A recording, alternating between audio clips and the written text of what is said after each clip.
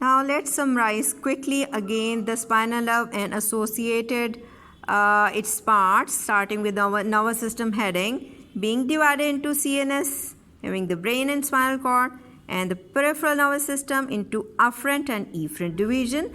The afferent division definitely takes special sensations and thus diurnal sensations from the body. Efferent division is the somatic division meant for voluntary control, and the autonomic division for involuntary control, being again.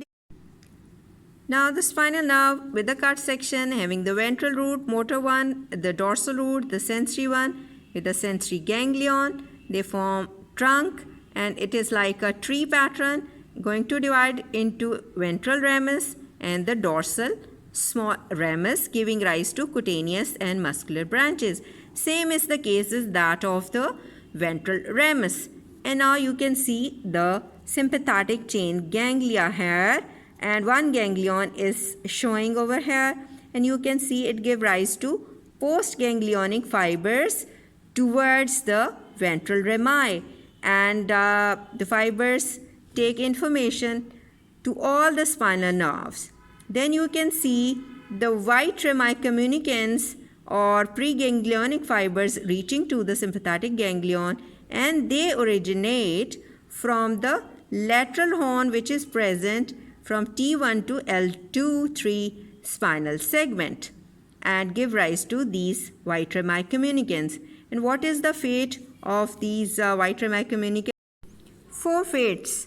You can see the lateral horn giving rise to white rami. They are supposed to come and here number one fate.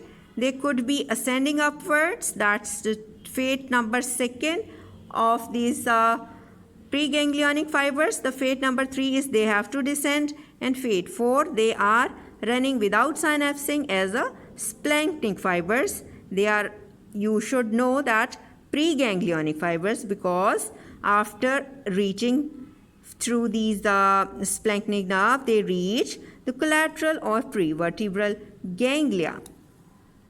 And from the all above previous discussion and the diagram, you should be knowing that the branches to the skin are not entirely sensory, but they do contain the sympathetic efferents. And similarly, what happens to the branches of the muscles, that they are not entirely efferent, but also they have to can contain inside the sensory fibers and the sympathetic fibers too. So what happens then whenever there is an injury to the spinal nerve and the associated the sympathetic fibers, we have got what there is the number one, paralysis of the muscle. Number two, you expect the sensory loss.